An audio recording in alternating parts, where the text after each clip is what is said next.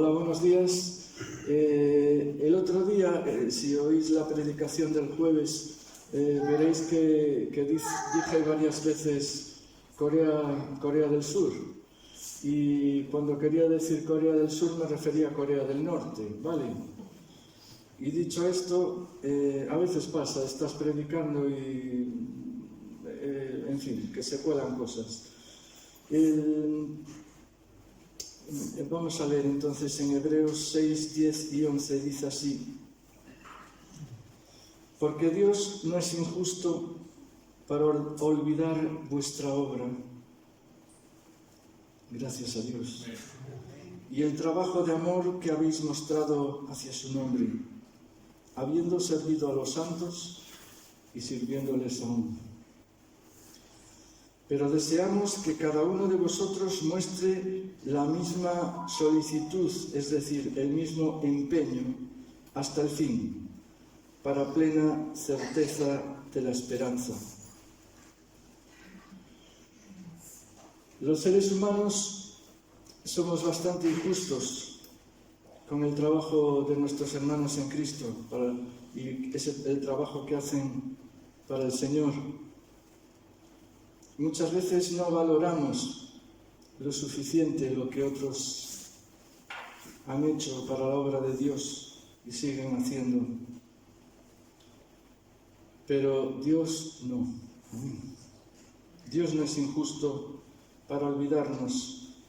Dios valora mucho la fe de las personas que trabajan para Él y la fe de los hermanos y hermanas que están en Cristo. Lo que han hecho con esa fe, Él lo tiene muy, pero que muy en cuenta. E igual para ti.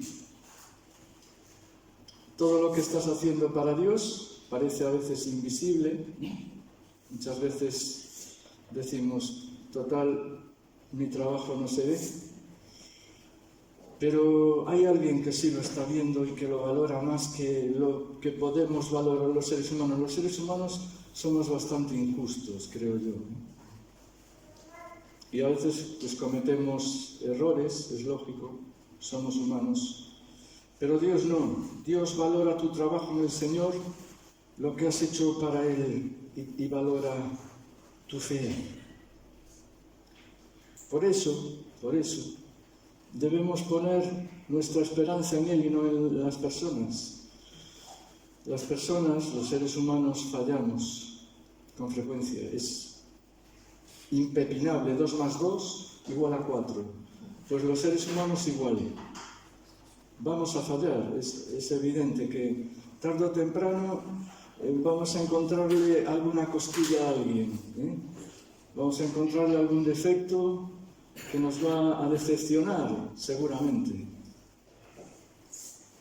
Pero Dios, a pesar de tus defectos, a pesar de tus incluso maldades, Dios sigue confiando en ti y creyéndote. Amén.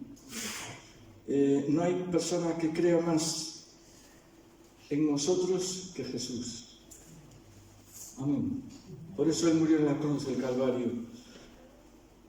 Pero la carrera es larga, hermano y hermana. Nos podemos desanimar e incluso desmayar. Por eso, el escritor de Hebreos nos dice: pero deseamos que cada uno de vosotros muestre la misma solicitud, es decir, el mismo empeño hasta el fin, para plena certeza de la esperanza. La Biblia nos exhorta, nos anima a que sigamos en la lucha de la fe, en la brecha, porque Él no olvida. Amén. Pueden hacerlo los demás y seguramente lo harán, pero Jesús no. Por eso vamos a darle gracias hoy, vamos a alabarle, y durante la semana también, ¿vale? Y vamos allá, entonces.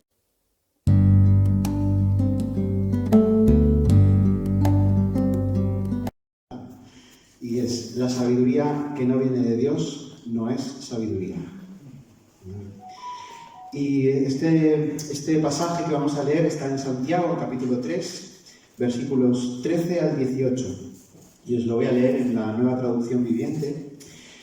Y dice así: si ustedes son sabios y entienden los caminos de Dios, demuéstrenlo viviendo una vida honesta y haciendo buenas acciones con la humildad que proviene de la sabiduría. Pero si tienen envidias amargas y ambiciones egoístas en el corazón, no encubran la verdad con jactancias y mentiras, pues la envidia y el egoísmo no forman parte de la sabiduría que proviene de Dios. Dichas cosas son terrenales, puramente humanas y demoníacas.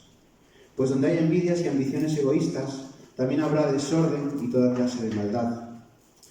Sin embargo, la sabiduría que proviene del cielo es, ante todo, pura, y también ama la paz, siempre es amable y dispuesta a ceder ante los demás. Está llena de compasión y de fruto de buenas acciones. No muestra favoritismo y siempre es sincera. Y los que procuran la paz sembrarán semillas de paz y recogerán una cosecha de justicia.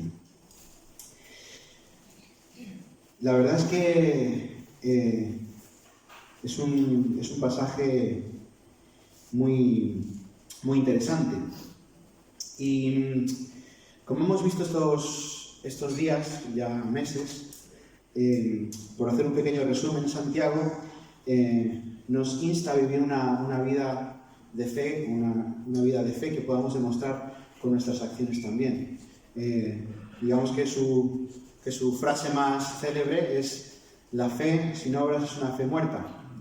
Y esto ya lo vimos en su momento, pero resumiendo un poquito, hemos visto que tenemos que tener una fe viva en la tentación, una fe viva en las pruebas, una fe viva en el trato a los demás y una fe viva en el uso de mi lengua. Y esto fue lo último que os compartí. Y ahora nos toca ver una fe viva basada en la sabiduría que viene de Dios. Y es interesante el momento en el que Santiago elige tratar este tema, porque, como bien os he recordado, este mismo capítulo nos habla de la lengua y de cómo esta es el reflejo de nuestro propio corazón. Y dependiendo del manantial que nutra tu corazón, tu lengua será o una herramienta de bendición a Dios y una herramienta de bendición a los demás, o por el contrario, será un arma capaz de maldecir e incendiar la vida de otras personas. Y en cierto sentido, este tema que vamos a ver hoy es como una pequeña continuación del tema anterior. Si bien antes nos enseñaba a cómo debemos hablar, ahora nos va a enseñar, nos va a demostrar, o nos invita a reflexionar en cómo debemos vivir. Y Santiago profundiza un poco más en las fuentes de la sabiduría, de esas de las cuales nos podemos nutrir, ¿no? Cómo éstas determinan nuestra forma de actuar. Es como si no te sentiste aludido con el tema de la lengua, ¿no? Si hablas bien o tienes conocimiento, o en este ámbito estás más o menos bien parado, cosa que ya nos dejó claro que era bastante difícil de controlar, pues la cosa no acaba aquí, sino que tienes que seguir demostrando tu fe en la manera en que vives.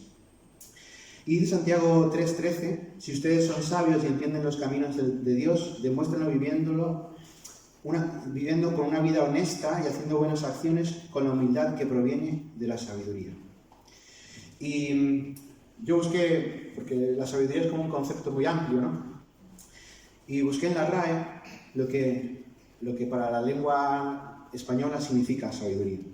Y nos dice que uno de los términos es grado más alto del conocimiento, otra es una conducta prudente en la vida o en los negocios, o un conocimiento profundo en ciencias, letras o artes. Y la inteligencia es la capacidad de entender o comprender. Y Santiago nos está diciendo, si eres sabio e inteligente, tendrás que demostrarlo viviendo una vida honesta y haciendo buenas acciones. Y recordemos que los destinatarios de esta carta, la carta que escribió Santiago, iba dirigida a personas o hermanos nuestros, ya hace mucho tiempo, que venían de un trasfondo judío. Y es decir, que ellos tenían mucho conocimiento acerca de Dios. Y os lanzo así una pregunta, a ver si me podéis contestar, que yo creo que sí. No sé si me podéis decir, así, a bote pronto, ya hemos cantado algunas cosas, pero cualidades de Dios que nosotros sabemos que Él tiene, ¿no? Por ejemplo, empiezo yo con una fácil. Dios es amor. ¿Alguien se anima a decir otra? ¿No? Dios es bueno, Dios es fiel, ¿no? Sabemos también... Dios tiene misericordia. Dios tiene misericordia. Sabemos qué hizo por nosotros, ¿no?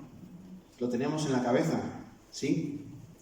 Bueno, como veis, no somos diferentes a los primeros receptores o los receptores originales, los que iban a leer esta carta.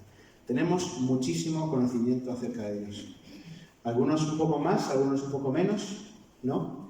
Depende de tu trasfondo evangélico, si quieres lo llamamos así, pero todos conocemos, por lo menos de forma intelectual, cualidades de Dios y cosas que sabemos que Él hizo por nosotros. Y Santiago nos destaca dos formas de demostrar ese conocimiento. Una de ellas es por la palabra hablada, es decir, yo puedo, lo que estábamos haciendo ahora, decir Dios es bueno, Dios es fiel, Dios tiene misericordia. Y otra es aplicándolo a nuestra vida, es decir, por medio de nuestras acciones. Y la palabra que utiliza Santiago en este pasaje para traducirlo como sabio es la palabra sofos. Y esta palabra, en griego hay varias palabras que pueden significar sabio o sabiduría, pero esta hace referencia a poner en práctica conocimientos adquiridos. Así que Santiago sigue en su línea, ¿no? Sigue en su línea de, si tienes conocimiento de Dios, si te crees que eres sabio, si eres inteligente, si has descubierto cuál es la voluntad de Dios para tu vida, esto se tiene que ver de una forma práctica. Y esto es lo que dice el versículo, dice, la consecuencia de esto es vivir una vida honesta y llena de buenas acciones. ¿Y estáis de acuerdo conmigo o no? Me gusta la actitud, pero no deberíais. Porque la frase sigue y dice, la consecuencia de esto, perdón que me perdí, es vivir una vida honesta y llena de buenas acciones con la humildad que proviene de la sabiduría. Y este matiz es importante. Es importante para Santiago, pero también es importante para nosotros. Porque nos habla del origen de nuestras acciones. Y esta es la primera pregunta que me hacía cuando estaba leyendo esto. Es, ¿qué nos empuja a hacer lo que hacemos?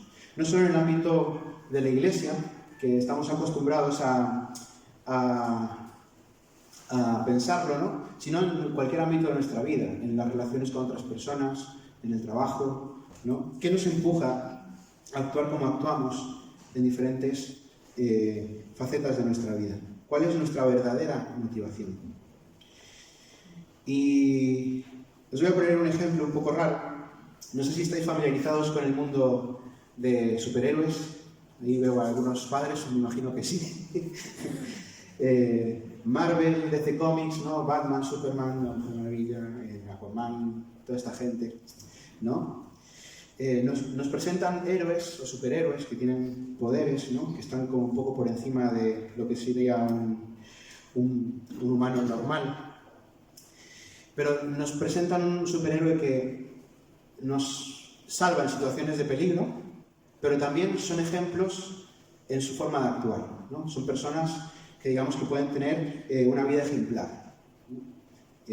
Uno, por ejemplo, paga sus impuestos. Me imagino que Batman pagará bastantes. Pero hace un tiempo apareció un nuevo universo de superhéroes que lo sacó Amazon Prime, y se llama The Boys. No sé si alguien ha visto la serie. Esta serie te muestra a estos personajes, estos superhéroes, pero te muestra también su vida cuando nadie les ve. Ellos sí que siguen salvando al mundo, ellos siguen luchando contra supervillanos, pero su vida no es ejemplar. Ellos están bueno, no sé si la visteis, pero son personas corruptas que también extorsionan a gente, no cumplen la ley, están por encima de ella, coquetean con diferentes placeres y de cara a la galería son iguales que los de Marvel, digamos, pero su intención, su motivación es totalmente diferente, ¿no? Y lo que quiero explicar con esto es que al igual que los superhéroes de Marvel, DC Comics y los de Amazon, nosotros también podemos ocultar nuestras verdaderas motivaciones a los demás. Es por eso que Santiago sigue hablando de la siguiente manera. Dice Santiago 13, 14 al 16, dice: pero si tienen envidias amargas y ambiciones egoístas en el corazón, no encubran la verdad con jactancias y mentiras, pues la envidia y el egoísmo no forman parte de la sabiduría que proviene de Dios. Dichas cosas son terrenales, profundamente humanas y demoníacas, pues donde hay envidias y ambiciones egoístas, también habrá desorden y toda clase de maldad. ¡Wow! Aquí Santiago nos está, por lo menos esto es lo que habló a mi corazón, es que entre las personas que recibieron la carta, es decir, personas que habían sido transformadas por Jesús o se habían convertido al cristianismo, había personas que tenían un currículum muy grande de buenas obras, pero que su motivación para llevar esa vida aparentemente ejemplar estaba fundada o en la envidia, o en ambiciones egoístas, o en el peor de los casos, en las dos. Por lo tanto, Santiago nos exhorta a que analicemos nuestro corazón, que lo examinemos y detectemos las verdaderas motivaciones en las que fundamentamos nuestras buenas acciones. Y no solo, como os decía, no solo en la iglesia, en el ministerio, sino también en las facetas de la vida que no tienen que ver, que no son parte de nuestra vida de iglesia, sino que tienen que ver con nuestra naturaleza, evidentemente, porque somos cristianos donde estemos, pero que no tienen que ver con la vida de iglesia en conjunto, sino también en el trabajo, en las relaciones, cómo tratas a tu familia, por qué los tratas así, ¿no? ¿Cuál es tu relación con tus compañeros de trabajo? ¿Cuál es tu relación con tu jefe? Cuando te está viendo actúas de una manera y cuando no te está viendo actúas de otra. Todas estas cosas, ¿no? Y es que son las características de esta sabiduría que no viene de Dios, que no es sabiduría. Puedes llamarlo sabiduría terrenal, pero para mí es otra cosa. Yo creo que la sabiduría fuera de lo que Dios provee no existe. Tiene unas características un poquito feas y vamos a verlas a continuación. En primer lugar, están mal fundamentadas. Nos dice que puedes hacer buenas obras, tener una vida honesta, pero si las fundamentas en envidia o en ambiciones egoístas, es decir, para tu propio beneficio personal, estás fundamentando mal tu buen hacer. Busca el beneficio personal y no el de los demás. Y nos dice que estas cosas no provienen de Dios, sino que son terrenales, que para mí esto significa tener la mira muy corta, porque produce resultados caducos, es decir, perennes no perennes, caducos, sí. Gracias. O sea, caducos que no van a tener un efecto en la eternidad, ¿no? Puramente humanos, es decir, que responde a pasiones y deseos básicos y totalmente personales. Pero también nos dice que son demoníacos. Qué fuerte, ¿verdad? Y es que la envidia y la ambición o el egoísmo, tarde o temprano te va a dar lugar al desorden y a toda clase de maldad. Puede empezar con buenas obras, como el lobo con piel de cordero, ¿no? Pero tarde o temprano sacará sus uñas, sus garras, sus dientes afilados y empezaremos a ver cosas que ya no son tan bonitas. Pero, gracias a Dios, esto sigue. Y Santiago nos dice: sin embargo, la sabiduría que proviene del cielo es ante todo pura y también ama la paz. Siempre es amable y dispuesta a ceder ante los demás. Está llena de compasión y del fruto de buenas acciones. No muestra favoritismo y siempre es sincera. Y los que procuran la paz sembrarán semillas de paz y recogerán una cosecha de justicia. Y en contraste con aquello que podemos llamar sabiduría terrenal, que en muchos comentarios se le llama así, para mí no es sabiduría. La sabiduría que proviene de Dios nos provee del ingrediente para poder llevar la vida honesta y realizar las buenas acciones con una buena base, y es la humildad. Y la verdad es que esto me trastocó un poco, ¿no? Porque la humildad, o sea, ¿por qué la humildad y no otra cosa, no? ¿Por qué la humildad y no el amor a Dios? ¿Por qué la humildad y no otro tipo de características? Y pensando en esto, en la humildad, se me vino a la cabeza Filipenses 2, 1 al 8, y dice: ¿hay algún estímulo en pertenecer a Cristo? ¿Existe algún consuelo en su amor? ¿Tenemos en conjunto alguna comunión en el Espíritu? ¿Tienen ustedes un corazón tierno y compasivo? Entonces háganme verdaderamente feliz, poniéndose de acuerdo de todo corazón entre ustedes, amándose unos a otros y trabajando juntos con un mismo pensamiento y en un mismo propósito. No sean egoístas, no traten de impresionar a nadie. Sean humildes, es decir, considerando a los demás como mejores que ustedes. No se ocupen solo en sus propios intereses, sino también procuren interesarse en los demás. Tengan la misma actitud que tuvo Cristo, que aunque era Dios, no consideró que el ser igual a Dios fuera algo a lo cual aferrarse. En cambio, renunció a sus privilegios divinos, adoptó la humilde posición de esclavo y nació como un ser humano. Cuando apareció en forma de hombre, se humilló a sí mismo en obediencia a Dios y murió en la cruz como morían los criminales. Y tenemos el mejor ejemplo de humildad. Y cuando nos damos cuenta que no podemos hacer nada para ganarnos el favor de Dios, sino que Él, por amor a mí y por amor a ti, evidentemente, decidió despojarse de todo lo que tenía, de toda su gloria, y vino a este mundo en la persona de Jesús para morir en una cruz y pagar el precio que merecíamos nosotros. No nos queda otra que responder a este amor con humildad, humillándonos, aceptando el regalo de la salvación y llevar una vida honesta como un acto de adoración a Dios y ponernos al servicio de Dios y a los demás con nuestras buenas acciones. Y es la única manera en la que nuestras buenas acciones van a estar fundadas de una manera correcta. Es en la humildad que da la sabiduría. Y la sabiduría de Dios nos dice que es pura, que ama la paz, que es amable, que está dispuesta a ceder ante los demás, llena de compasión, llena de buenos frutos, no tiene favoritismos y siempre es sincera.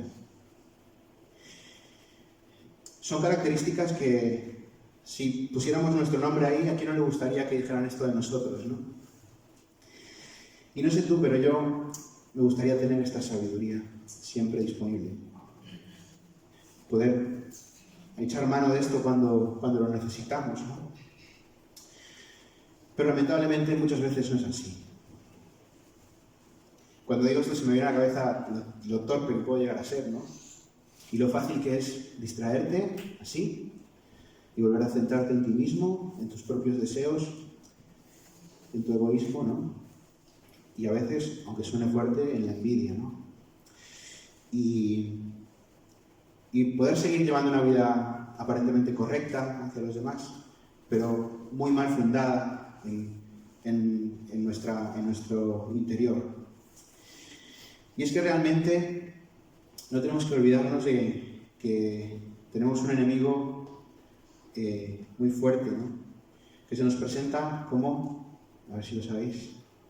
León rugiente, ¿no? Buscando a quien devorar. Pero no olvidemos que ese león rugiente también es una serpiente astuta. Y nos puede hacer pensar que nuestras motivaciones egoístas son verdaderas motivaciones para seguir haciendo lo que hacemos. Hoy Eduardo nos hablaba de las buenas obras, del ministerio bien fundado, que Dios no lo olvida. Y tenemos que conseguir esto, fundamentar nuestras buenas obras, nuestra vida, en la humildad que nos provee la sabiduría de Dios. Y si te estás preguntando cómo conseguirla, pues el hombre más sabio de la historia escribió lo siguiente. Proverbios 2, 1-12. Hijo mío, si recibieres mis palabras y mis pensamientos guardares dentro de ti, haciendo estar atento tu oído a la sabiduría, si inclinares tu corazón a la prudencia, si clamares a la inteligencia, y a la prudencia oyeres tu voz, si como a plata la buscares, y la escudriñares como a tesoros, entonces entenderás el temor de Jehová, y hallarás el conocimiento de Dios, porque Jehová da la sabiduría, y de su boca viene el conocimiento y la inteligencia. Él provee de sana sabiduría a los rectos, es escudo a los que caminan rectamente. Él es el que guarda las veredas del juicio y preserva el camino de sus santos. Entonces entenderás justicia, juicio y equidad y todo buen camino. Cuando la sabiduría entrare a tu corazón y la ciencia fuere grata a tu alma. La discreción te guardará, te preservará la inteligencia para librarte del mal camino de los hombres que hablan perversidades, que dejan los caminos derechos para andar por sendas tenebrosas. Amén. Es decir, que aquí tenemos un poquito la receta, qué pasos debemos seguir.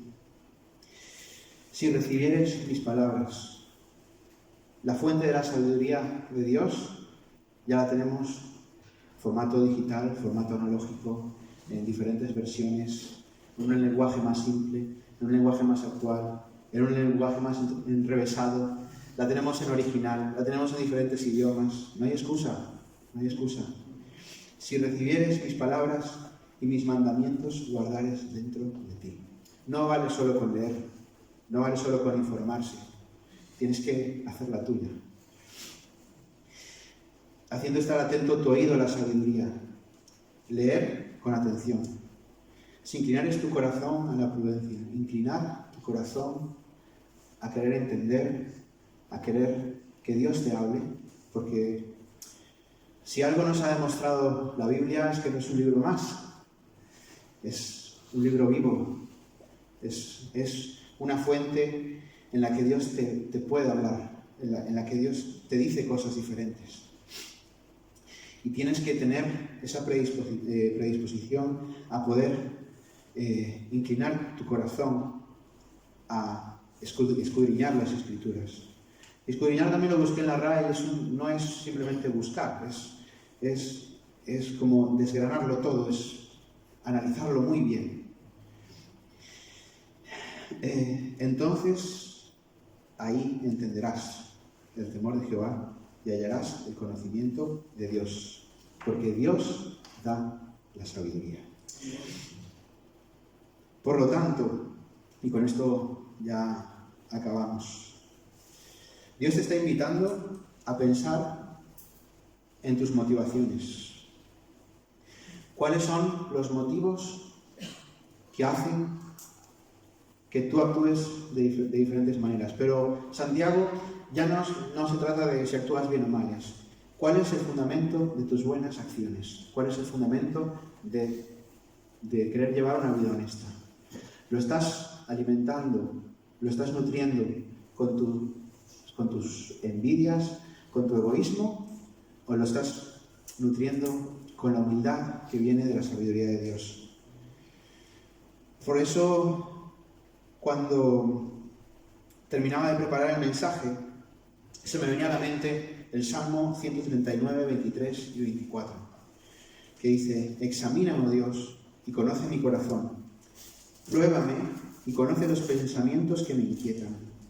Señálame cualquier cosa en mí que te ofenda y guíame por el camino de la vida eterna. Segundo punto, ¿qué frutos quieres cosechar?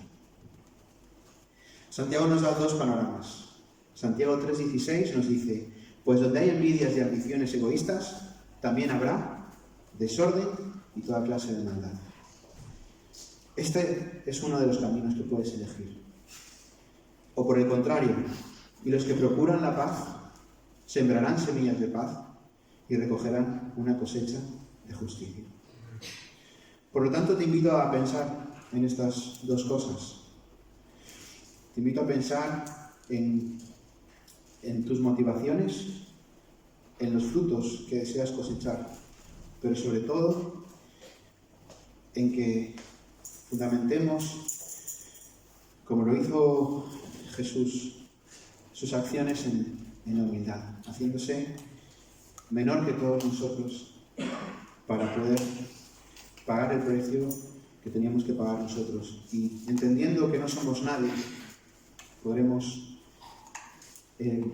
beneficiar a los demás de forma honesta y con nuestras buenas obras. Y podremos recoger frutos puros, amables, de compasión. No tendremos favoritismos, porque no tendremos motivaciones ocultas. Estaremos con la mente puesta en Dios, en Jesús, y que nuestros hermanos alrededor, los que nos rodean, son una imagen de ese Dios, y que tenemos que servirlos como los servimos a Él, de todo corazón, y amarlos como nos amamos a nosotros mismos. Que ahí, como dijo Jesús, se resume todos los mandamientos. Y este es mi deseo para vosotros y para mí, ¿no? Que podamos amarnos de una manera incondicional, bien fundamentada, y que podamos disfrutar todos de los frutos que produzcamos con nuestras buenas acciones fundamentadas en la humildad que proviene de la sabiduría de Dios. Vamos a orar.